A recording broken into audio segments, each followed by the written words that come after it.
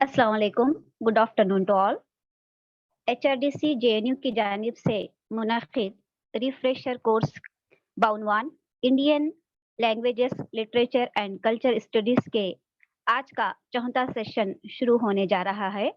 इस सेशन के मेहमान खुसूसी का इस्तकबाल और शुक्रिया की तमाम तर जिम्मेदारी मुझ पर आयद है, लिहाजा ये बात मेरे लिए बाइसे मसरत है कि मैं यहाँ इस जिम्मेदारी को निभाने के लिए ठहरी हुई, जिसके लिए मैं एचआरडीसी जेएनयू की बहुत शुक्रगुजार हूँ। इस सेशन के मेहमान खुसूसी हैं doctor Javed Iqbal Bhatt sir. Sir का मैं अपनी जानिब से, एचआरडीसी जेएनयू की जानिब से और आज के हमारे तमाम पार्टिसिपेंट की जानिब से समीम क़ल्ब से इस्तकबाल करती हूँ। इसी तरह हम मेरे दीगर पार्टिसिपेंट का वो भी मैं इस सेशन में खुशामदीद कहती हूँ। चलिए अब हम मुख्तसर सा तारुफ देखते हैं हमारे मेहमान खुसूसी का। Dr. Javed Iqbal Bhat sir is an academic writer and cultural critic. He teaches at the postgraduate Department of English, South Campus, University of Kashmir. Centre of आपने अपना एमफिल और MA centre for English studies JNU से किया है और आपने अपनी PhD की डिग्री डिपार्टमेंट ऑफ इंग्लिश में ओहियो यूनिवर्सिटी यूएसए से की है। सर के तसानीफ यानी बुक्स पर अगर हम नजर डालें तो एक लंबी फहरिस्त हमारे सामने दिखाई दे रही है। Sir is the author of calm before storm in 2020, desolation called peace in 2019, morning memories from Amarnath road to the year of dead eyes in 2017, अलावा इसके स्केर्स ऑफ समर 2017 और covering a decade 2017 to 2007 to 2017, अलावा इसके reflection on the Kashmir cauldron and global affairs in 2019, अलावा इसके अगर हम देखते हैं तो sir is a weekly columnist for the greater Kashmir and daily times publish from Srinagar and Lahore respectively and is associated with Doordarshan and radio Kashmir.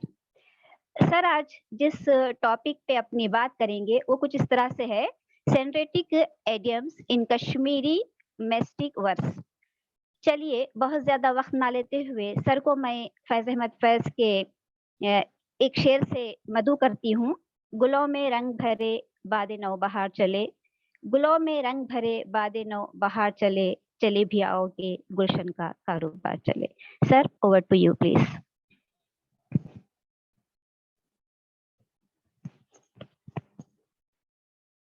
Can you hear me? Am I audible there? Yes sir.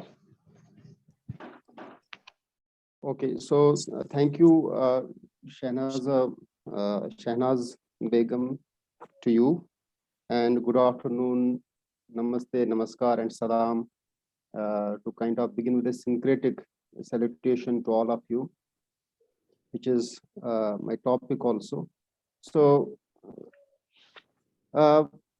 what I'm going to do is, first of all, let us set up some basic kind of thumb rules for this talk. One is that I'm going to talk about the syncretic idiom in Kashmiri mystic verse. So what I mean by that is, I'm not going to talk about what has been written in English in Kashmir, because we have a large body of writings in English coming up or has come up already, especially in the 20th century. So I am not going to talk about the Kashmiri literature written in English, of which I am also a part, having written some books. Then I'm also not going to talk about the Urdu literature. So we have, again, a large body of writings that has been written in Kashmir in Urdu. So it has its own history. Then we have also writings in Arabic from Kashmir. People have written in Arabic, though it's a very small quantity, but it is there as a category, the Arabic writings from Kashmir. I'm not going to talk about that. So I have limited myself to talking about the poetry, the verse that is in that has come from Kashmir in Kashmiri language. Now you may ask me, first of all, that you teach in the Department of English, and so what do you have to do with Kashmiri literature? First of all, this is an era of interdisciplinary studies, so nobody has a kind of uh, total control over one field. You can move from one field to another field. And second is that I have a fair handle on Kashmiri literature because one, I am engaged in translation studies. I have translated some important works from Kashmiri to English. One of them is Abdul Had Azad's Kashmiri Zaban or Shairi. So the title is in Urdu, and good part of that book is also in Urdu, but a large chunk of that text is in Kashmiri, the sample poetry especially, that is in Kashmiri. So it's a big text, the project that was given to me by the Cultural Academy here in Kashmir.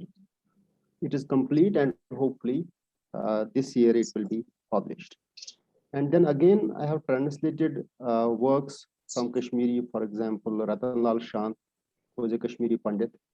He has written a collection of stories in Kashmiri called Sen, and that is coming in July from Oxford University Press. So that body is there, and then there is a long list of stories and essays and poetry in Kashmiri that I have translated. But these two are the substantive texts. So I have this fair idea as to what is happening in Kashmiri literature. That gives me the right pedestal, perhaps, if not the right, but approximate pedestal to talk about Kashmiri literature or what is happening in Kashmiri poetry. The other thing is that if you have any question or any comment or any observation, that you can keep until the end, and then you can say whatever you want to say about it. But my purpose here is to actually to feed your curiosity about Kashmiri poetry, what is happening there, because I know the audience here is mixed. We have faculty members from different language backgrounds, so I need to be also slow, and I need to make it try to make it clear about the concepts in Kashmiri poetry, especially from the point of view of this topic, that is syncretism. So there are faculty members from Sanskrit studies, English studies, and other language backgrounds. So it is to arouse your curiosity, to feed your curiosity about Kashmiri poetry, especially from the point of view of syncretism. Now why syncretism? Because there are other things that you can talk about in Kashmiri poetry.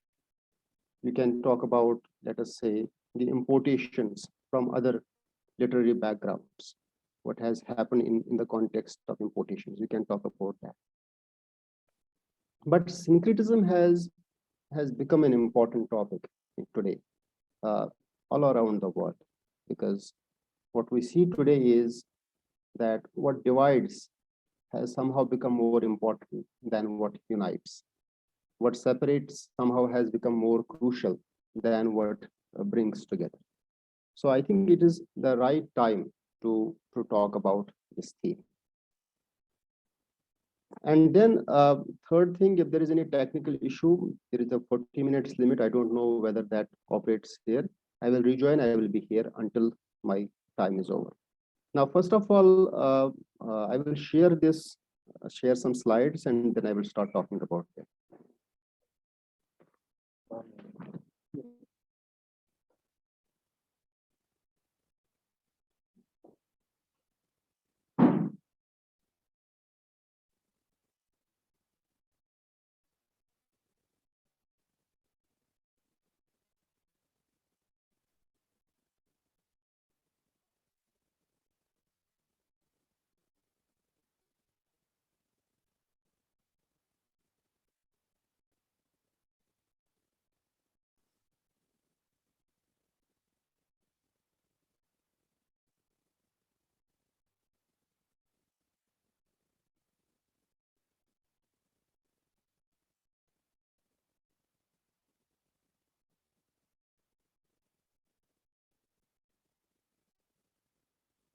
So can you see my slides now? Yes, sir. Yes, sir. Okay. Yes, sir. Okay. So the topic here is syncretic idiom in Kashmiri mystic verse. That is the topic that I have decided to talk about. Now, to begin with, is we want to know what syncretism is and what mysticism is. And syncretism itself has a long history in the history of ideas. It is not something new. Now, you cannot say that, for example, with globalization, with the coming together of peoples and cultures, and suddenly we have a syncretic culture has emerged. The very etymology of it, it takes you back to the Greek times, it takes you back to Roman times, how it is the idea is about combination or of practices, or it is about combination of beliefs. But when we say combination does not at the same time involve a dissolution of that discrete identity of a discrete idea. So you have syncretism as an umbrella that can let in ideas from different sources, different fields, and let them exist under one umbrella without losing one's distinct identity, without losing one's discrete identity. Now, sometimes you may say this is easier said than done, but your Kashmiri mystic poetry is an instance where you can find actually these things happening. How concepts, how ideas, how metaphors, how images, which which whose origins come from different places, but they have been brought under one umbrella, and they are apparently living together in those linguistic fields. And important is religious syncretism. And Kashmir is that has been that host of religious syncretism, because the very geographical location of the place where it exists at the intersection of different civilizations in different periods of history. If you look, because many people who have never visited Kashmir may not have idea, you should read Salman Rushdie's Shalimar the Clown or his Midnight's Children to get a fair idea about the geographical description that he has given.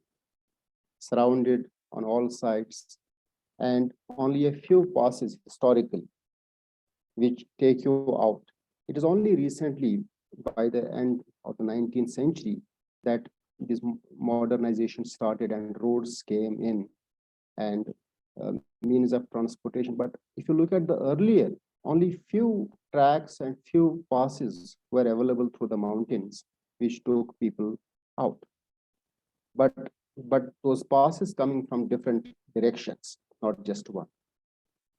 Then on the other hand, if you look at mysticism is, again, the root word of it is initiating or training or familiarizing with something, especially the hidden or the concealed, which is, so you train a person into it. In fact, if you look at Sufism branch in Islam, you have a particular method to it. There is a process through which you have to go into. You cannot simply, that is why you need a guru, or you need somebody who can train you into it. So proper schooling into going into this field of mysticism. Now, there is a very important book written on Islamic mysticism by Anne-Marie Schmel, Mystical Dimensions of Islam, where, on the face of it, it may seem that, okay, there is a description of mysticism and there is a particular tariqa, a path that has to be followed. But even within, sometimes people say that, let us say Kashmir is homogeneous. It is 97% Muslim. But within this 97%, you will find different ideas are there. You will find, for example, different schools operating within Islam, which have sometimes historically been aggressive at each other. Or if we say for example, languages, the dialects inside. So the very idea of Islamic mysticism is also not a very homogeneous category. You have different originating points, and you have different then propagators of it, and different schools of this Islamic mysticism. But the root word is that you talk about the hidden things, because later on in this talk, when we come to mystic poetry in Kashmir, you will find out that how there are these different streams which have come together, which have merged. And from these different streams, there are these sub-streams, and then they also merge with the longer stream. And when we talk about Kashmiri verse, because that is also part of my topic, we are talking about syncretic idiom in Kashmiri mystic poetry. So syncretism is taken care of largely, mysticism, and then you have this verse or poetry in Kashmir. When you talk about Kashmiri poetry, I think there is no other better text than this man, Abdul Had Azad, his 3-volume text, Kashmiri Zuban ur Shairi. It is rightly regarded as a foundational text of Kashmiri literary criticism, because he was he died young, and he took great pains to actually collect. It was an anthropological work, a field work. He collected information from different areas. He went there on foot, those days when transportation was not available. And you find that there are these different genres of Kashmiri poetry. You just not have only one category. You have Masnavis, you have Razam Namas, and then you have, of course, ghazals are there, different genres. By the way, this text, Kashmiri Zuban ur Shairi, some people have compared it to Edward Granville Brown's Literary History of Persia, a multi-volume text, which is the first text that you go to if you want to learn about the foundations of Persian literature. Or, for example, Altaf Hussain Hali's Muqaddama Shairo Shairi. The lady who introduced me, maybe she's from the field of Urdu, may know about it. Or even Shibli Nomani's Shoraul Ajam. These are foundational, or for example, in English literature, you have Edward Crompton's text, very, very deep, very dense, and takes you to the roots of English literature. That kind of stature is accorded to this text, Abdul Had Azad's Kashmiri Zuban ur Shairi. So we have multiple genres of this Kashmiri mystic Kashmiri poetry, not just one, and it has flourished across centuries. Prose is a recent phenomenon, as it is in most cultures. Prose has generally comes later, just like novel in English literature. I won't go into that. Or prose in Kashmiri language itself. It is a recent phenomenon, prose in Kashmiri literature.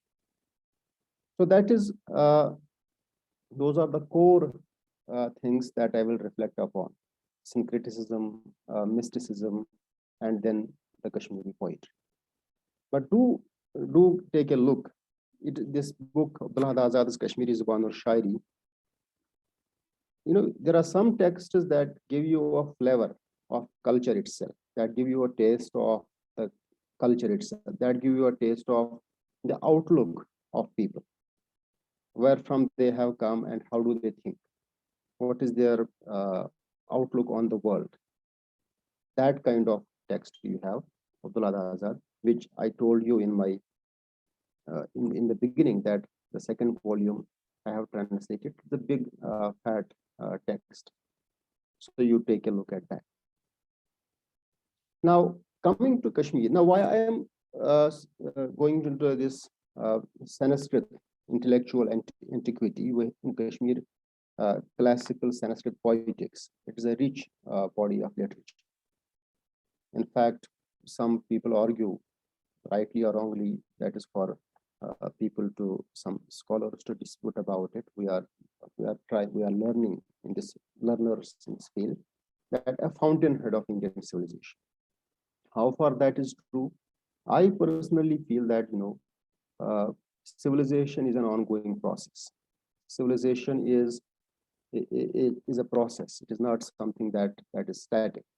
So new forces come, new ideas come, and people sort of update themselves. They evolve. It is only when you stigmatize evolution that stasis sets in, that a process of uh, you know uh, no movement takes place. So Kashmir has been that repository of classical Sanskrit texts. For example, you have Bilhan, you have Mammat, you have Somanan, Kalhan, Damodargut, or Shemin. And different genres have been taken care of. I remember in a lighter vein when I was doing post-graduation and then MPhil in JNU. By the way, I have spent most of my life in a village, and except 3 years of graduation in Srinagar and then 4 years, 4.5 years in JNU, and then the PhD years in US, and the rest of the life is in village, and that perhaps gives me a better idea of the lived experience of syncretism, because once you live in one place, especially away from the metropolitan centers, you perhaps get a better idea as to what is happening on the ground, because ultimately language, these are the, if I'm not wrong, the bottom strata, they become the media for transferring language and folklore and mythology. They are the repositories of it. So you get a better idea at that point of time. So these, you have Sanskrit great people having been produced in the old times, pre-Islamic era, especially from 9th to 11th centuries. Before 9th century, we had a center of Buddhism, also Kashmir. And they wrote in different genres. So there were didactic stories, didactic narratives, or courtly epics like Raja Tarangi by Kalhana. Subcontinental Hindu history is mostly not presenting any historical account. And Raja Tarangi is one of them as a historical account, where you get to know about the stories of kings. But at the same time, the predominant ideologies at that time. So you have satiric Kemendra or Shemendra, he is one classical example of that. Then you have Nilmat Purana as a seminal text, which gives you history. For example, Nilmat Purana begins when a king is asked why did he not participate in the battle of Mahabharata, and he gives excuses or whatever he has to about this event as to why he did not participate in this battle of Mahabharata. It begins with that. So it is an ancient text.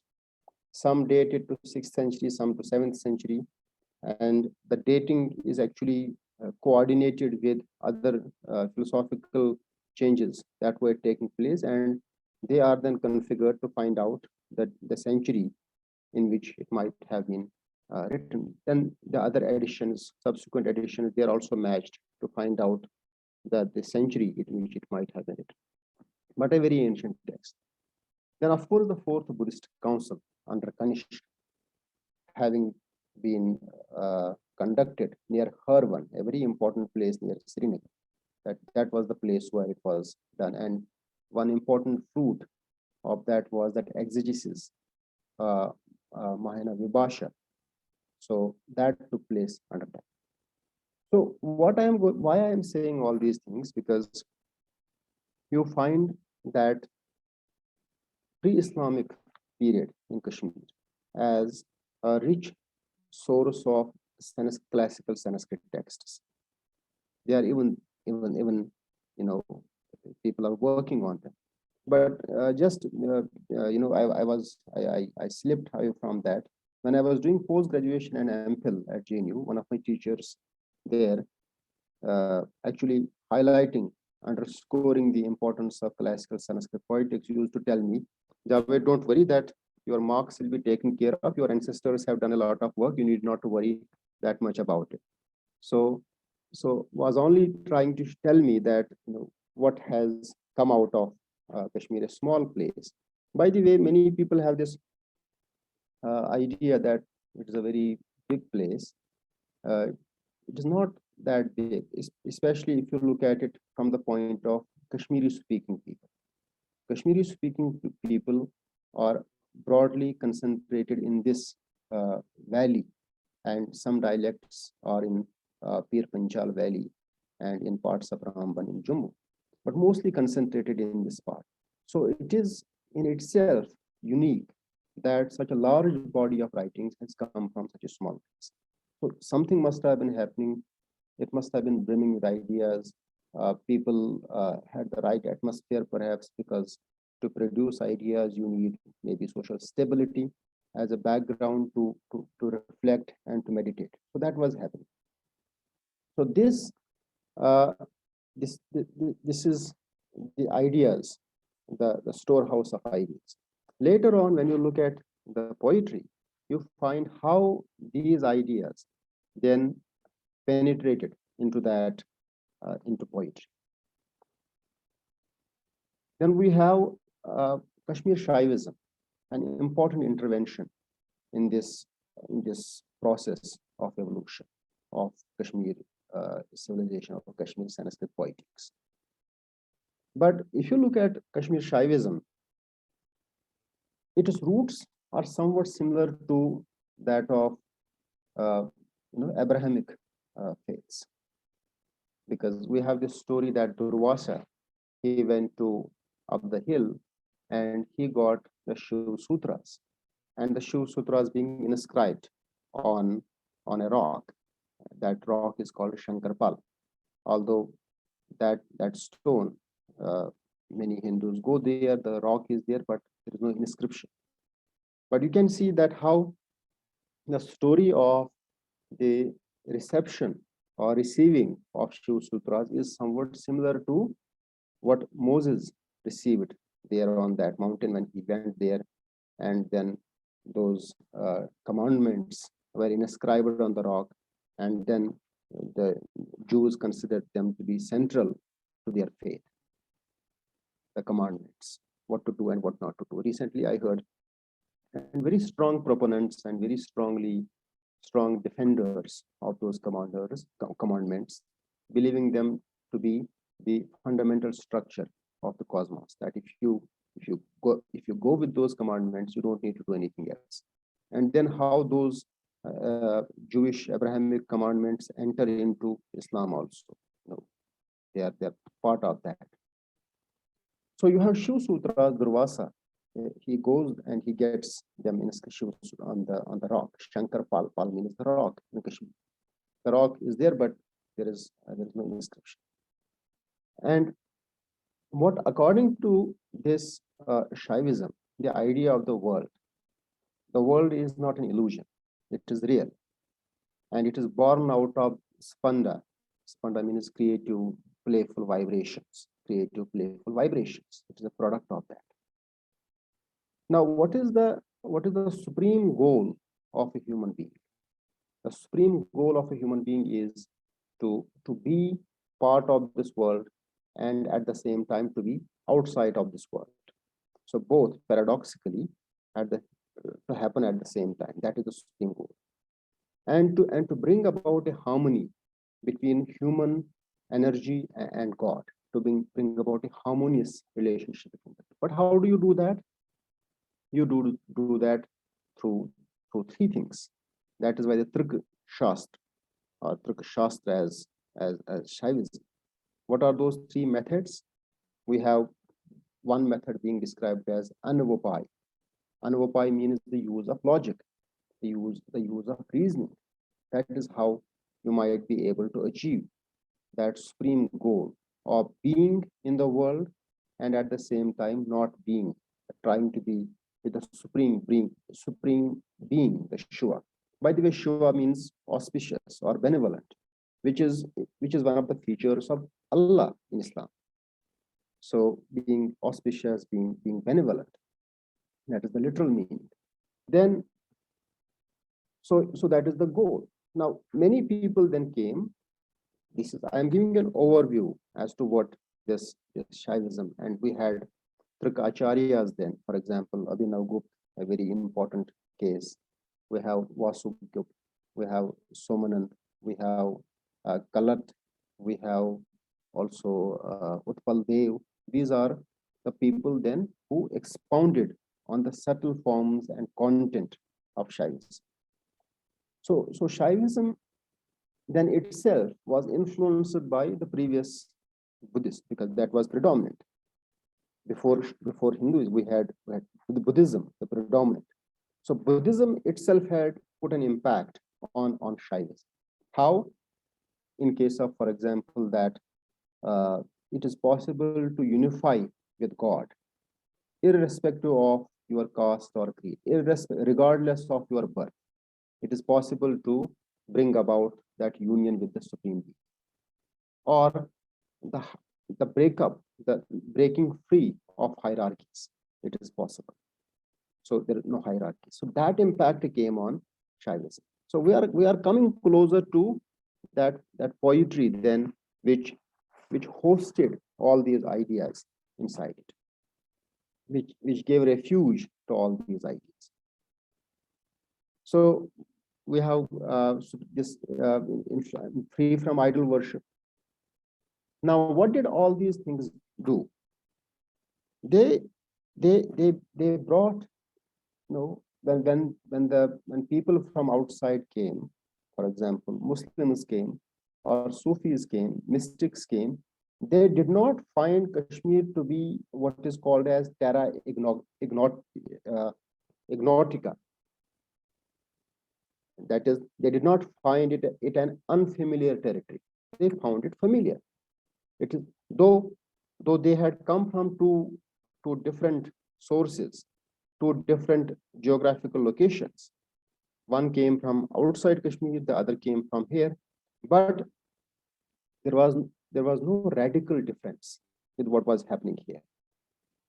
So Shaivism had incorporated some influences from Buddhism, and then of course it was an interesting time.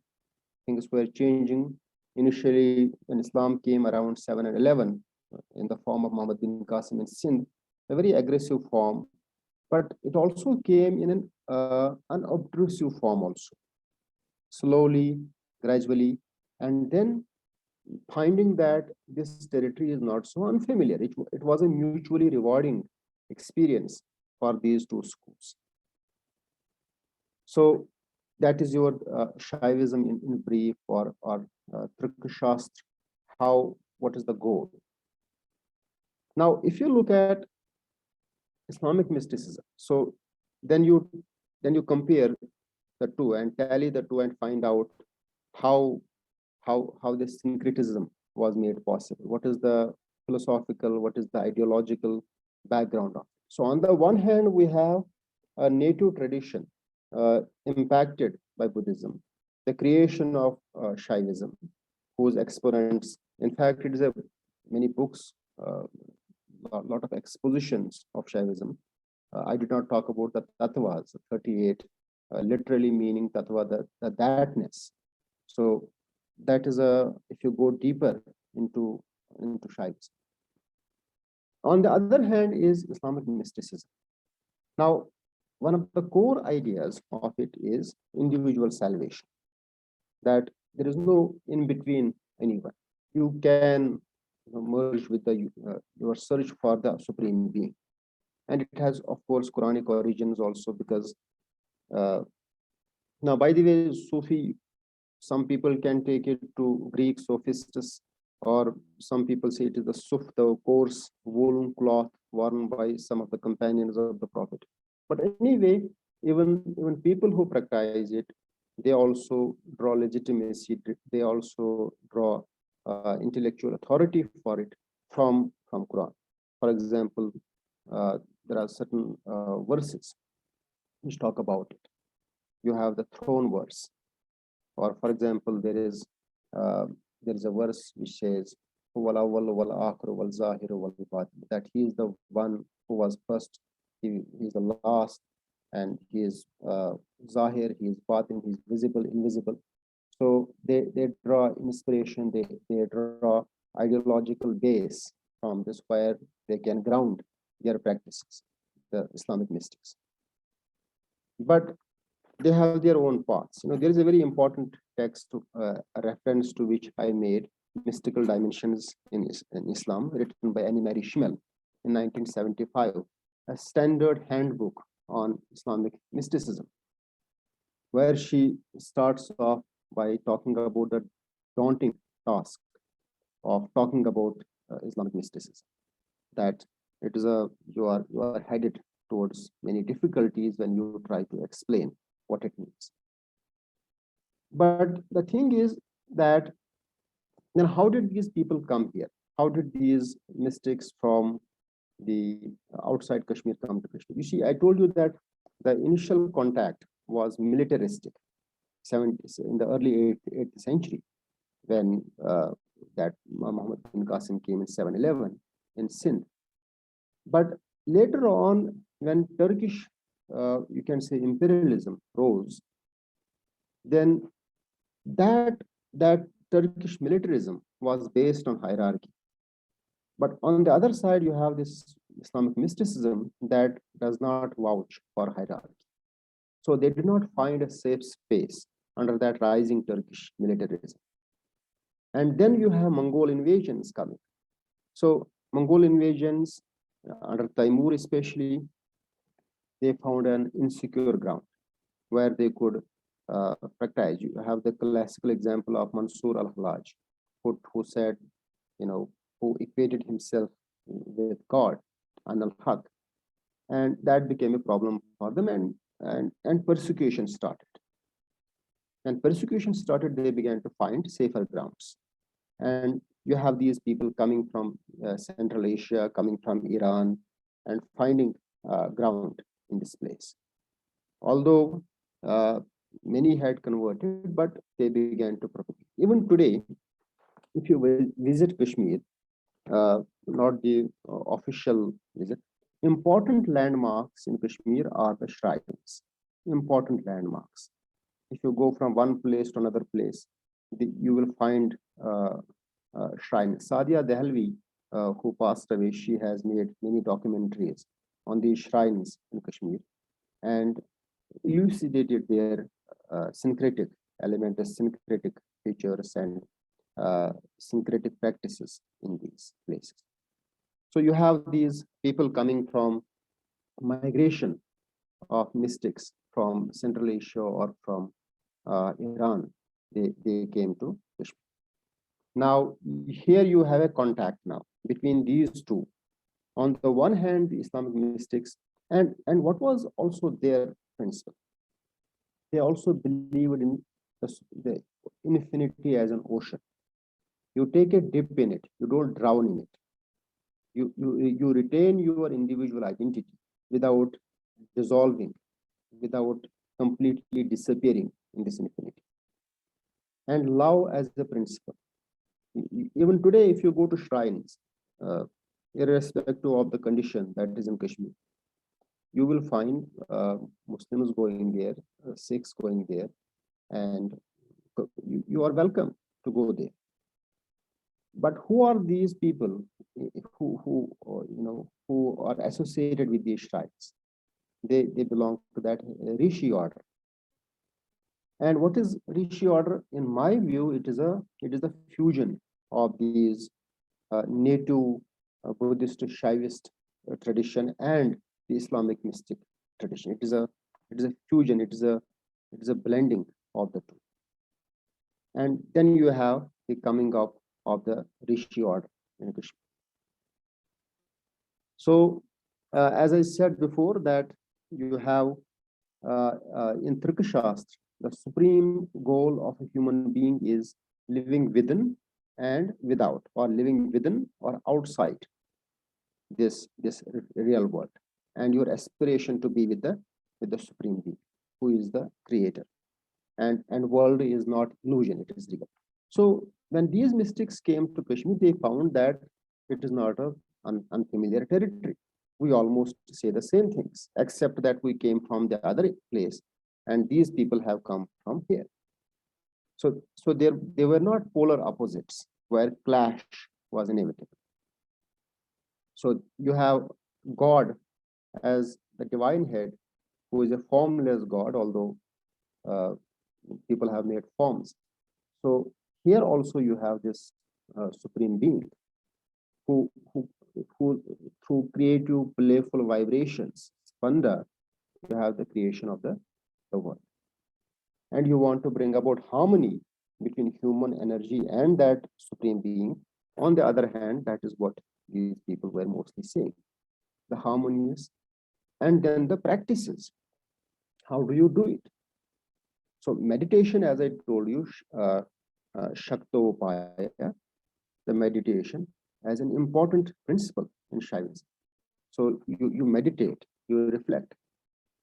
So Anupaya is the use of logic, Shaktopaya is the use of meditation, and then the third one is procuring God's grace, or you can say being rather than becoming, which is a very rare, which is rare. So here you have on the other side meditation as an important principle in Islamic mysticism, or self-surrender. You meditate, you reflect. Rather, not, the emphasis shifts from ritual to reflection, as in the case of Shaivism. But one thing more which I slipped talking about is that by 11th century, Kashmir Shaivism has also, in a way, deteriorated, as people say, Vamachar. So there were many practices which perhaps were not liked by people also. It had descended, because every great idea, there is a time, then there is a change. And I think what do we call in politics, that factor when one party is for a long time and then the other party comes. Anyway, so you have the change then coming, and this rishi order is a fruit of this union between, on the one side, Kashmir Shaivism and then the Islamic mysticism.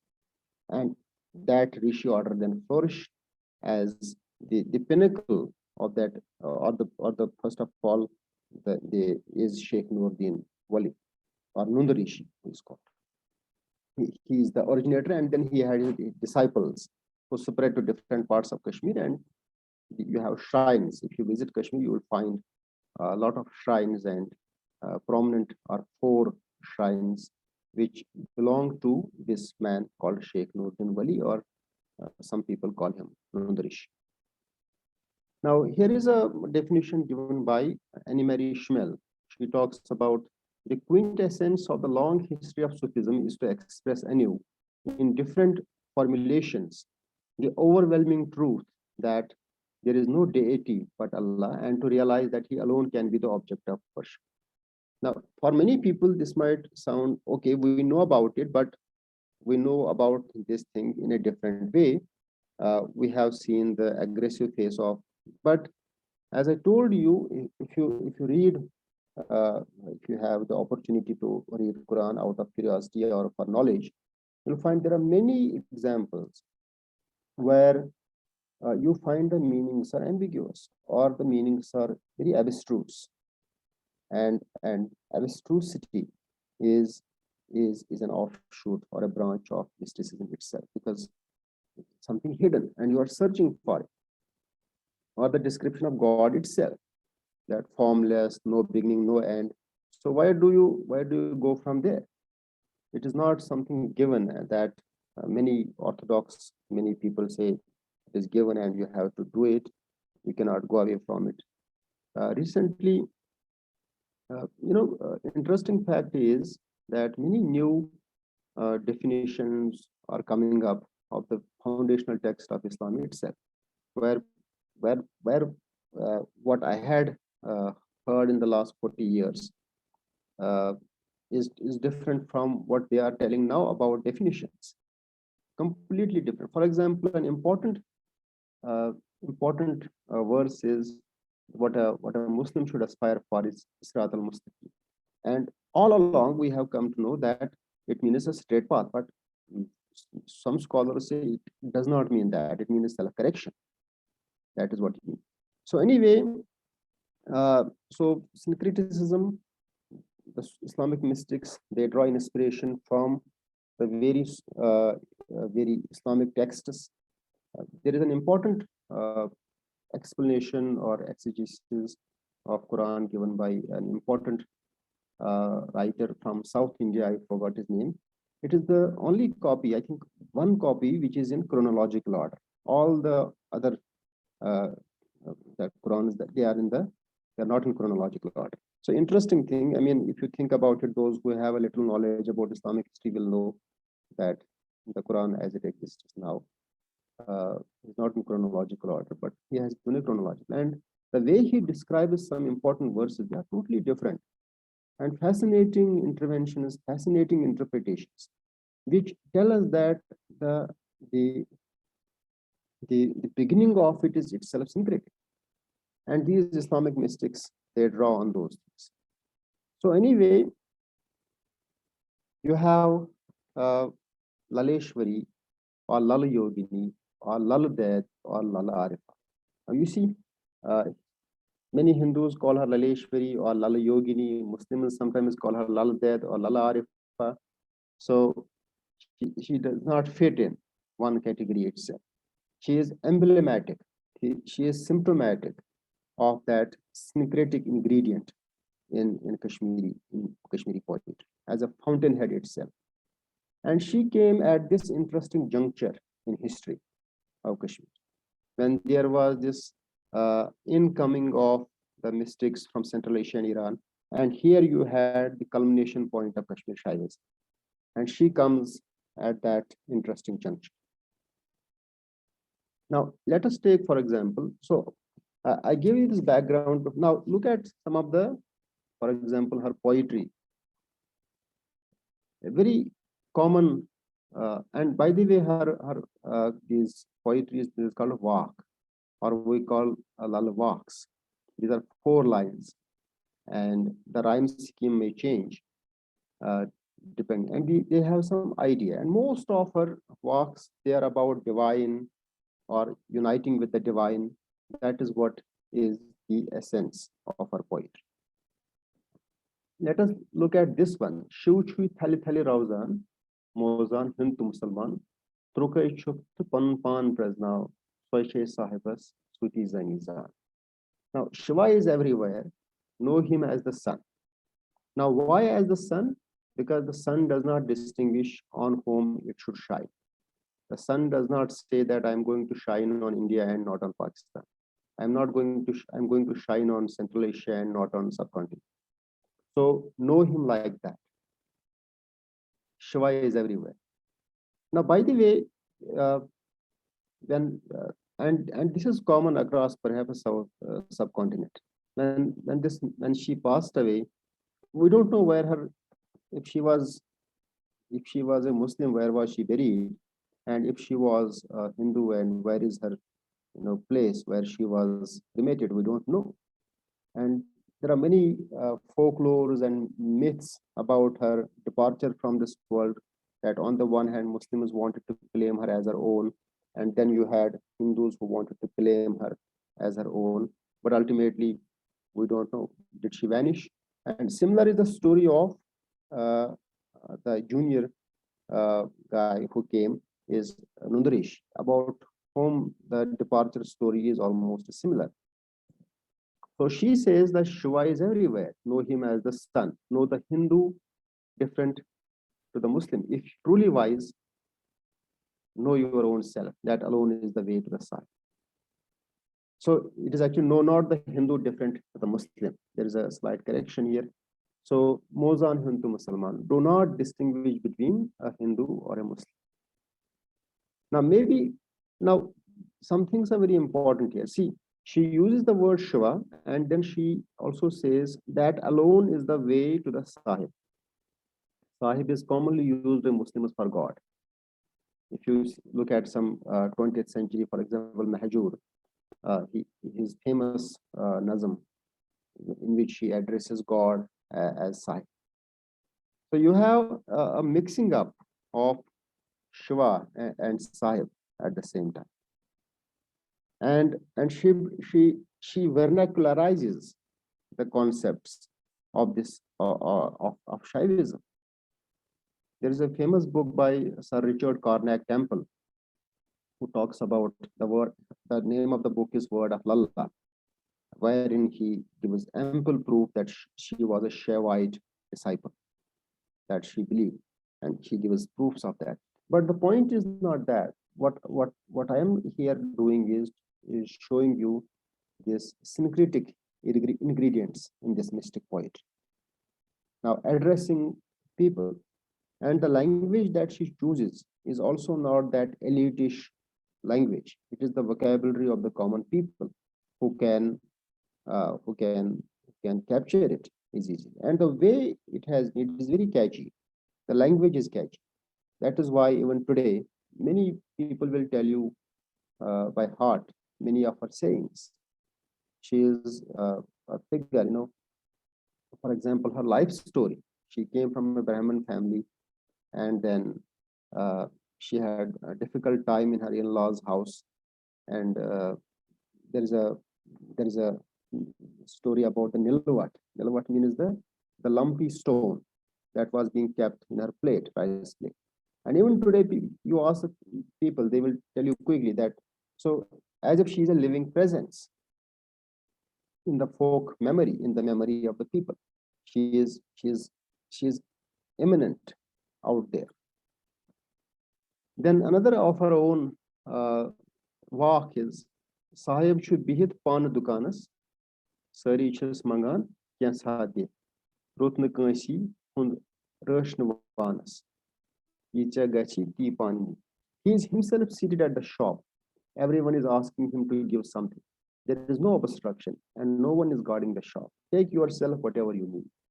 Now, here again, the co-presence, the mingling up of the shoe and the sai, that she doesn't distinguish between the two. They are the same. And then there is no obstruction.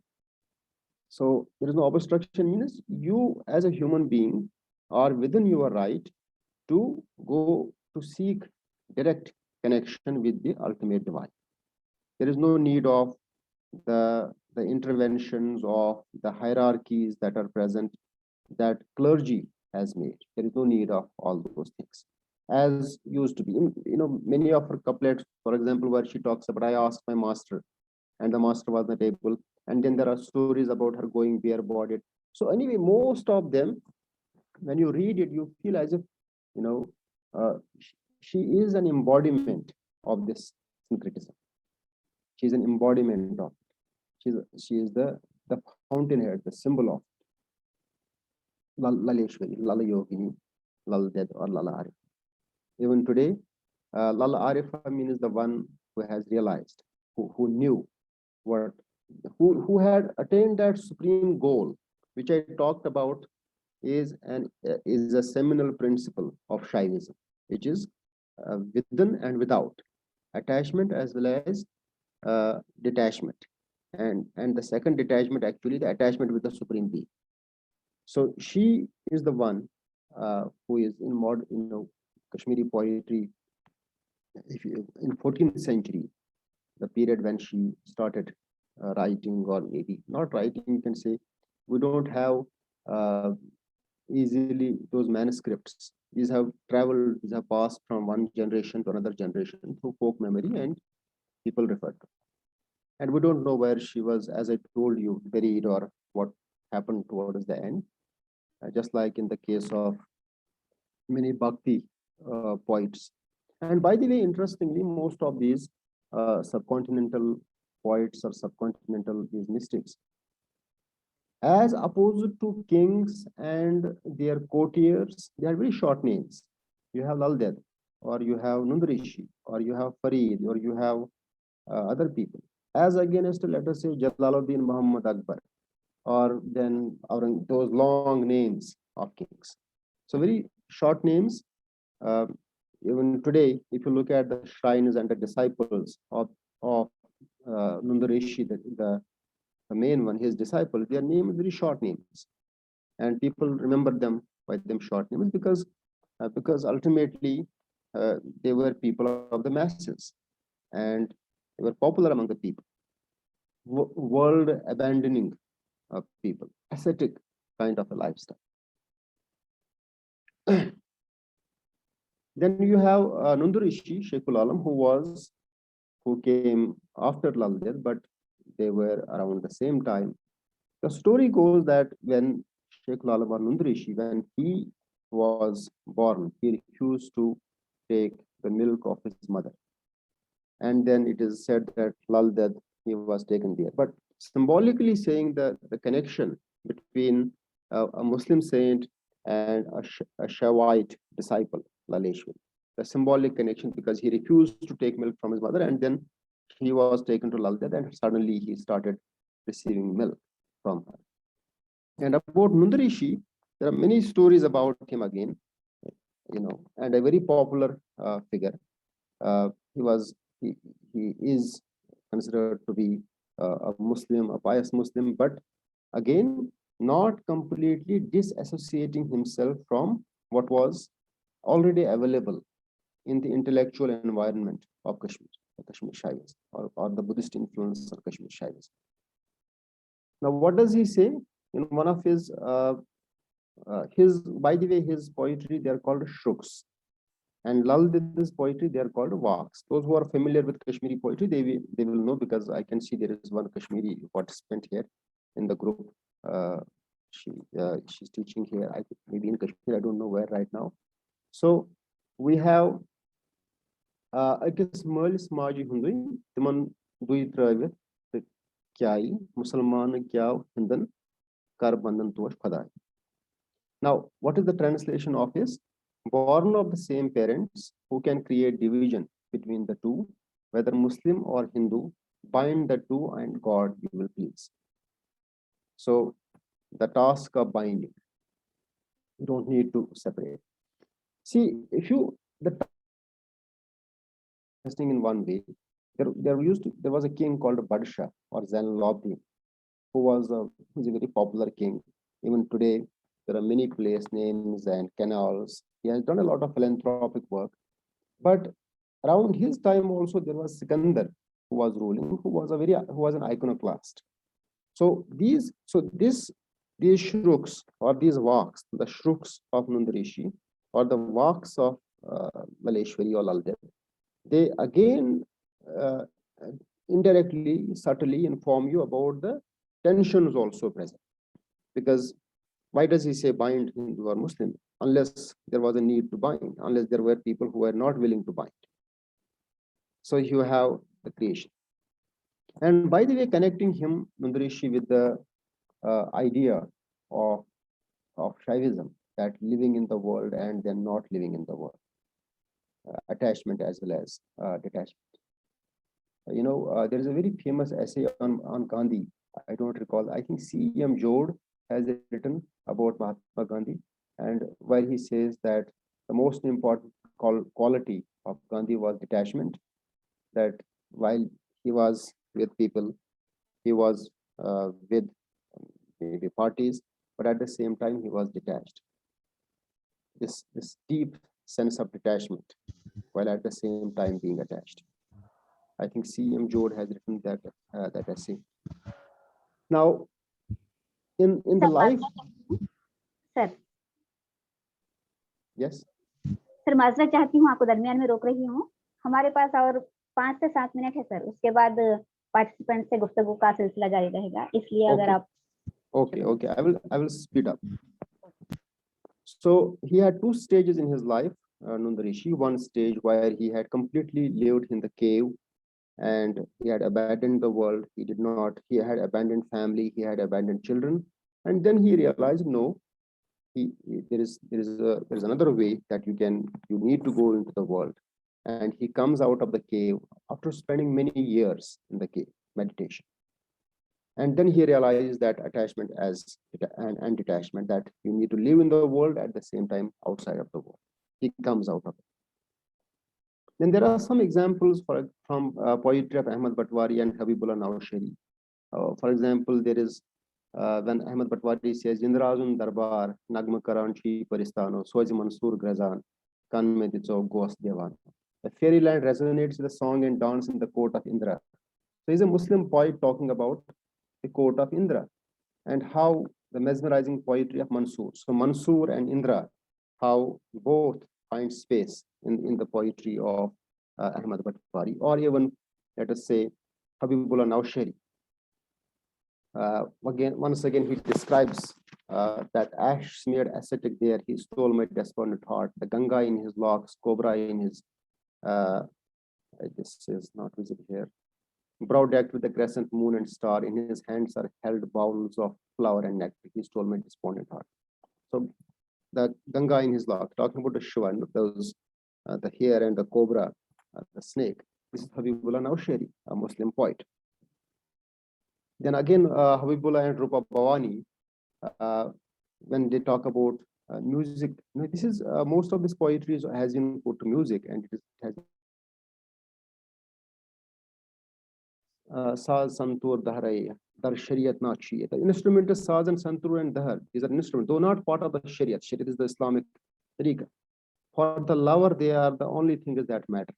So, though it is not Islamic, but it is part of us. For the lovers of the divine. Then you have Rupa Bhavani. If he should grant the boon, I shall go forth step by step, rang by rang, I rise. The word I hear accompanied by the music of sarang, veena, and chang. Now, the very choice of musical instruments is syncretic, different musical instruments that Rupa Bhavani presents. Then we have examples from Shamas Fakir, the poet, and how the process, what kind of process, the meditation, the breath control, in order to attain that union with the divine. The bellow pipes, Laldat goes, I pressed gently, muffling it his breath, with the lamp lit in its radiance, I stood revealed.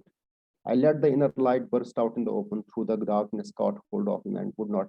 An essential principle of Shaivism being very subtly brought forth by both Laldat and Shamas Fakir, using the process that breath control, how meditation and breath control can be the processes, can be the means through which you can go to that higher code. Then Shah Ghafoor, the syncretic Muslim poet, Brahma, Vishnu, Maheshwar, Garun, Shafchi, Tuhundi, Zu, Pan, Hai, Khatnai, Jan, Hek, Marun, Darne, Darun, Sohamsu. Search for the Brahma, Vishnu, and Maheshwar. The life that flow through you is their boon. Should you lose them, it is death indeed. Meditate with faith on Sohamsu. Now, the Sohamsu is what Mansur was saying, I am that. So Sohamsu is connected with Islamic mysticism, but here you have Shah Ghafoor, who uses the diction, a very syncretic diction, Brahma, Maheshwar. By the way, even Nundrishi, when he talks about gods, he used the word Dai. And even ordinary Muslims sometimes, when they talk about Dai, which is a Hindu way sometimes of addressing God, but they also use the same, no distinction about that.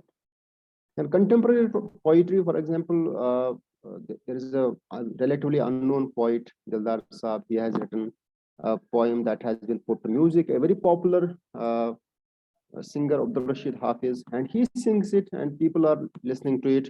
Then you have Bimla Rana, who is again an important contemporary poet. She has written Vehma Shishinga, wherein she uses the format of Laldat with similar themes in her poetry. So I think I should stop at that. But what I would like to conclude with is that, irrespective of what you hear, the intellectual firmament, the subterranean intellectual firmament is there, which is hosting syncretic ideas and will hopefully continue to do the same, away from the gaze or which is gaze of media or the political gaze, which might divide, but there are things that are still uniting and will continue to unite, and Kashmir will hopefully be providing matter for civilizational growth around it and also with it. So thank you very much for listening to this talk. शुक्रिया sir, बेहद शुक्रिया, आपने अपना कीमती वक्त निकालकर हम तमाम पार्टिसिपेंट को आपके लेक्चर से मुस्तफीद किया। चैट बॉक्स में एक सवाल है सर हमारे पास अनिल जी का, वो पूछ रहे हैं आपसे, what is the contribution in तंत्र शास्त्र of Kashmir? Okay. So first of all, I apologize. I have not read like Abhinav Gupta or Tantralo. Yes. No, Abhinav, first of all, as I said in my talk also, Abhinav Gupta is an important milestone in the literary history of Kashmir. He has contributed to the Sanskrit poetics, and he is an important exponent of Kashmir Shaivism. He has expounded on that. But as I said, I apologize, I have not read Tantra Shastra, but Abhinav Gupta is an important name.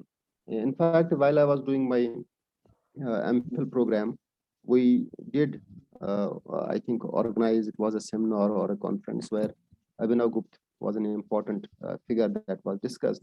And later on, a book also we published in his name, wherein the contributions of Abhinav Gupta were enlisted and then were circulated also. But I have not read Tantra Shastra.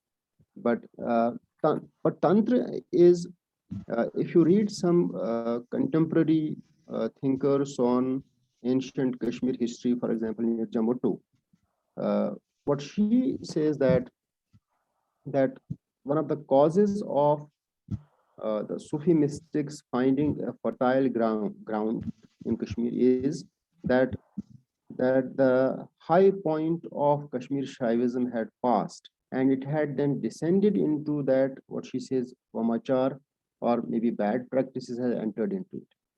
But even, in the some may disagree with that, saying that no, that was the degree of freedom exercised by uh, by writers and thinkers of our civilization. But that is one idea that is presented, that tantric rituals, tantric practices were an antithesis of what was happening in Kashmir Shaivism.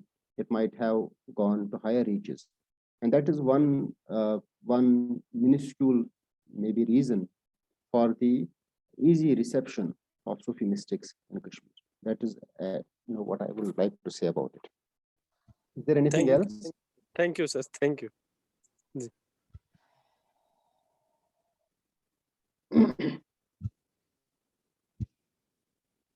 Participant से गुजारिश है, वो अगर आपके पास सवाल रहे तो sir से पूछ सकते.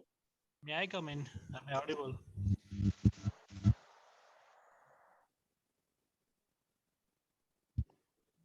Am I audible? Yes, we can hear you. Dr. Javed.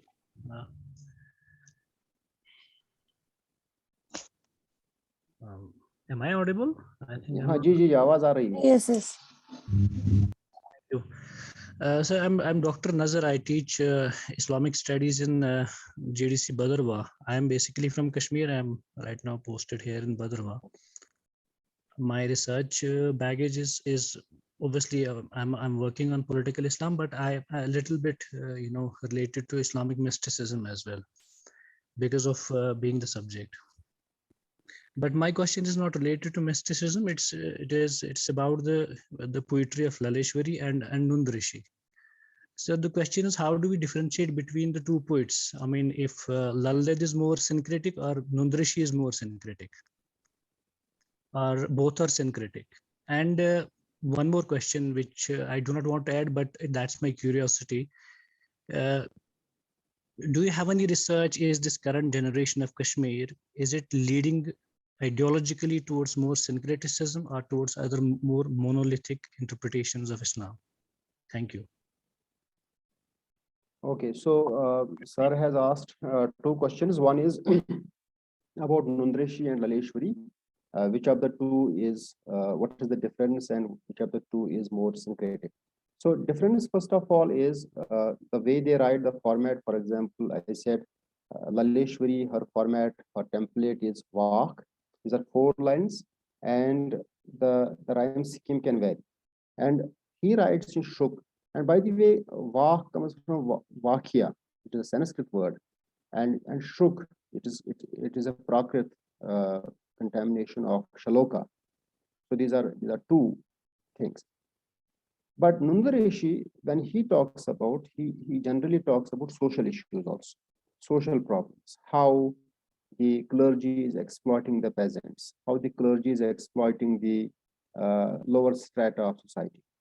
But when you come to Laleshwari, you generally find that she is talking about the divine. She is talking about the supreme being, how to reach that area. Another thing is that Laleshwari is by an overwhelming consensus seen as an offshoot of Kashmir Shaivism. And Nundarishi is more of a fusion and more towards the Islamic orientation in his poetry. But the language, both of them, they use the language of the common people, which is common for them. And in terms of syncretic element, I think both of them carry that. We don't have a yardstick to measure who does more and who does less, but you find a general tone and temperament in that line in both these poets. The second thing about contemporary generation, whether it is heading towards a monolithic definition of Islam, or is it heading towards, you see, currently the society is under tremendous strain. There is tremendous pressure from multiple sides on the youth, and there are different factors for it. But if you see the bottom template, the bottom firmament, that seems to be, essentially people are accepting. As I said, Kashmir, if you look at the variety of people, no doubt it is 97 or 98%, whatever you say. But within them, there are different schools of thought. There is heterogeneity here. And these days people are reading a lot, books are available, and they have different interpretations, and gradually they are learning to cohabit with these different interpretations, and they have to, because individual judgment is rising, and individuals are reading different texts. So for example, let's say Quran has 12, 13 main interpretations. New ones are coming. For example, you have I saw many students reading Rashid Shaz, who is an Aligarh Muslim University scholar who has produced a very radical text, and people are reading that. Future will depend. Kashmir is at a crossroads, not only geographically but also politically. Things are happening fast, as all of you are know. This is not the brief of this talk to talk about those things, but let us hope that our spiritual, cultural ancestors, they remain intact. And by the way, the tragedy is, forget about all these things. How many people speak Kashmiri now in Kashmir? Yesterday was International Mother Language Day. The fashion, the trend is to speak in Urdu. I don't know why. And Kashmiri language is itself in danger. Then, if it is in danger, then what will happen to the ancient spiritual ancestors who conveyed their message through this language? So, if the language is itself under threat, so let us hope. I don't think if we are on the wrong side of the history, especially those who think that monolithic, some purity, we have to search for some pure thing that was in the past. I don't think that is going to happen. As things change, people are interpreting and people are reading a lot, and I don't think it is heading in that direction. जी sir, शुक्रिया sir, आपका बहुत शुक्रिया। अभी हम लेते हैं दीपक जी से सवाल। दीपक जी, आप अपना सवाल रखिए। Deepak ji. Yeah, thank you, sir. And my question is about Nanda Rishi. Recently, a dissertation is finished under my guidance on mysticism or Sufism in the poetry of Nanda Rishi and Kashmiriyat. And so my question is related to that. And your lecture is more about mysticism and so on. But when I am checking my dissertation, I find that it is more about Kashmiri Sufism, which is saying that that Kashmiri Sufism is totally separate from other Sufism, and it is not as religious as other things, and Kashmiri Sufism is totally different from real Islam which we have here. So in that sense, if you could guide me how to look Nindrisi's mysticism or Sufism or Kashmiri Sufism, then it would be very useful for me in future, sir. Thank you, sir. Okay, thank you, Deepak ji. How I see Nundrishi's poetry or Nundrishi as a personality is that he is the convergence point of these different currents, intellectual currents. He is the intersection point of that.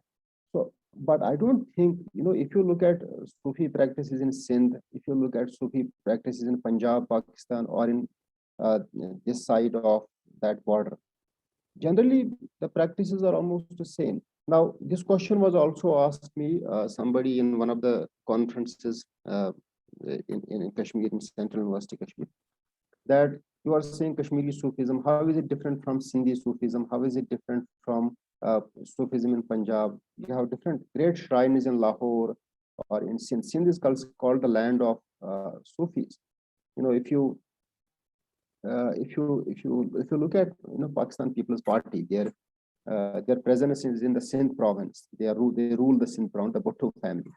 Even today, you will find Bilawal Bhutto, who is the chairperson right now of that party. You'll find when there is a Hindu festival, he goes and he pours that milk. That you will not, find in many places in subcontinent. The way they approach it, and maybe because pre-partition Karachi was a Hindu majority city, and the influence of that. In the bulk of the practices, it is somewhat similar. But if you see how I don't say Kashmiri Sufism, I say Kashmiri Rishi order, and this Kashmiri Rishi order is a fusion of the native intellectual tradition, either from Buddhist influence or from Hindu Shaivite influence, and then from these persecuted Sufi mystics who came from Central Asharinar. So his poetry Rishinama, which is called Rishinama, is a common ground of these two. And then you look at their disciples who went to different parts of Kashmir, and their shrines are available, and you can come and visit. There is a documentary, as I said, by Sadia Dalvi on some of these shrines. So I don't think it is this is sharply distinct from the Sufi practice in other parts of subcontinent. It is not sharply distinct. There are many things common. For example, self-surrender, abandoning the world, or ascetic practices, these are common. But they draw their spiritual nourishment, spiritual source, because there are times when you have to defend why you are doing, especially when you have very conservative or orthodox people out to ask you questions. Why are you doing these things? These are un-Islamic. And they are then compelled to draw inspiration from the seminal texts of Islam itself, from the Quran, that here we draw our inspiration from. But it is not that radically different. You can also check, there is a book by what is the name of that book? Chitralekha Zuchi, Languages of Belonging. How there are differences. There are strong differences also, but somehow they have found a way of living together, irrespective of these differences. You can also look at there's a very good essay by Patrick Colum Hogan, who teaches at University of Connecticut, and he has written about the alternative form of Islam in Kashmir. A very good essay. You can check it on Google. He recently also came out with another book, so where he talks about the alternative. But the note there is more political, but you can still discern from that. You can deduce what he is talking. But so the bottom line is, I don't think it is sharply distinct from the mystical practices, Sufi practices in other parts of the continent. But yes, because of native influences, linguistic and Shaivite Buddhist influence, there may be some differences in that, but it is not that sharply distinct from those practices. शुक्रिया sir, thank you Deepak sir. Shabina साहबा, अभी आपका सवाल। शबीना साहब। Assalamu alaikum, Jawad bhai.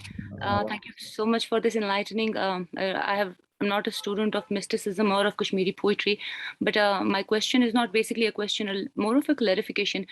Just before your session, we were discussing the Urdu literature, the development, the origin, the progression that the language faced during the centuries of its existence. However, as far as Kashmiri language is concerned, where we try to find out specimens prior to Laldat and Sheikhul Alam do not actually exist. Most of our literature or works that have been prior to them were mostly in Sanskrit. So my clarification actually that I might seek from you is there a possibility that the popularity that Laldat specifically and then after her successors like Sheikhul Alam faced was because you chose Kashmiri, which was the language of the masses, rather than choosing the language of the intelligentsia at the time, which was probably Sanskrit, and so far as Kashmir was concerned, and later on probably Persian or Arabic, because even as Kashmiri, being Kashmiri myself, as unfortunate as it is, I do not have much knowledge of the literature that came in Sanskrit, the intellectual literature, for instance, Abhinav Gupta or Shimendra that you were also mentioning. I am not even aware of it. However, every household will know the name of Laldat as well as Sheikhul Alam. Probably, is it a possibility that because they chose the language of the masses, that is the common Kashmiri language, as a medium of their creative expression? Thank you, Shabina. First of all, when you said that the Kashmiri language, no doubt we start with Laldat. But if you read Abdullah Haddad, am I audible? Yes, Okay. sir. Yes, sir. Yes, sir. Okay, so you said that we perhaps do not have specimens, but I am working with folklore also. I know maybe you also know Ghulam Nabi Atis Sahab, who has written many books on folklore and mythology of Kashmir, and he has examples from texts where he says, or he even goes to Raja Tarangi and says that there are instances where we see that this language was there. Or if you read Shafi Shok, his history book on Kashmiri language, its origin and where from it has come, and he disagrees with both Grierson, who says about the roots of Kashmiri language, and gives examples that it pre-existed, but because of the domination of Sanskrit being the court language, and as you know, Persian later on the court language, it's somehow we don't have specimens of that Kashmiri which pre-existed Laldat or Nandrishi. We don't have it. Now, why we have it? Maybe because the way they expressed it, the way it became catchy. Sometimes we have Bollywood songs, and out of Bollywood songs, we don't remember all of them. We remember some because the way it is catchy, and the way it has been expressed, it becomes easier to transmit. And most of these Nundrishis, these shruks, they are like sayings, they are like aphorisms, which are easy to remember. Now, you are absolutely right. The language that they chose was the language of the common people. Even the images that they choose, even the metaphors that they have selected, they are the metaphors of the common people, and they knew them. So, and they talk about, for example, how the mullah or how the Brahman, how he mistreats the people. So they could easily relate to it and maybe easily memorize it, because this is somehow immediate. This is somehow closer to their life and easily memorable. So absolutely, you are correct in saying that even today, though we are not that much familiar with that Kashmiri as used by Laldat, but still we can pick up the idea, what is being said. We can pick up some word. Even when I was reading, some of you might have seen that although I had used Roman script, it is not easy to pick up those old Kashmiri words because they have become outdated, or my generation, your generation, we are not familiar. Was not in our school syllabus, although Kashmiri has now been put in syllabus. It is a compulsory subject. So we are not that much familiar with that language. But even after the passage of 600 years, we could relate to it. That is why people still memorize it and may pass it to future generations, and as an important signpost. But about Kashmiri language pre-existing, if you read Shafi Shok, he gives you examples that from some stories that it existed, but because of the lack of the entitlement, because of the lack of patronage, the language could not, it is not easily discoverable, but it did exist. And in Raja Tarangi also, we have Kulanabi Atisha was telling me that there are certain words that come here and there, but it was invisible, or maybe it was deliberately invisibilized by the ruling elite. This language did not. And we know it even until 1947, this language did not receive patronage. Persian or Sanskrit or Urdu, even today we have official languages Urdu. And it is only now some people are becoming, but even now we have a lot of stress on this language. Somehow considered not to be fashionable to speak in Kashmiri. People choose to speak in other languages, Urdu being the language, which is very unfortunate. So you are right in saying that the medium, the way they expressed it, it became popular, and that is why perhaps we feel that this is the originating point and not the prior date for the existence of this Kashmiri. But I think you should read Shafi Shok.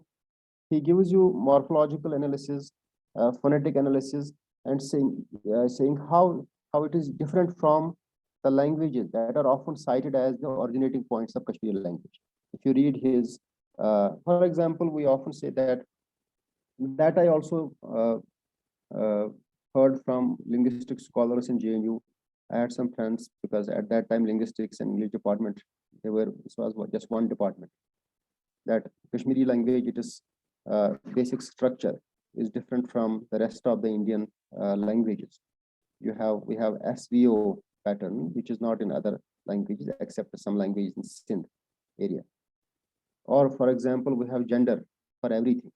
Every object has a gender. It comes so naturally that every mobile phone, laptop, book, mask, everything has a gender.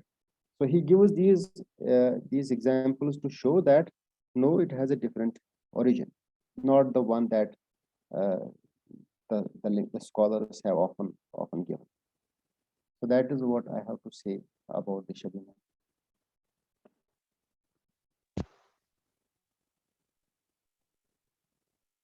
शुक्रिया sir, शुक्रिया Shabina madam. अभी हम और 2 minute हमारे पास है, अगर कोई participant sir से बात करना चाहे तो।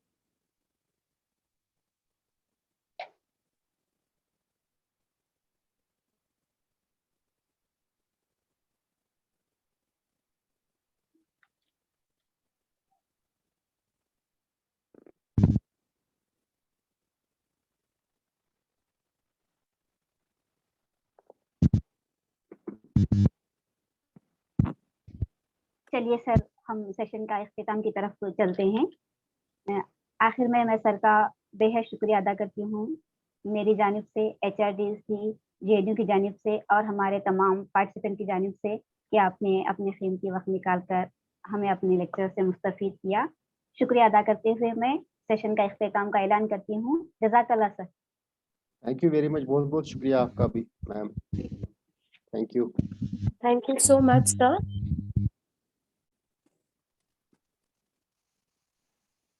Thank you, sir.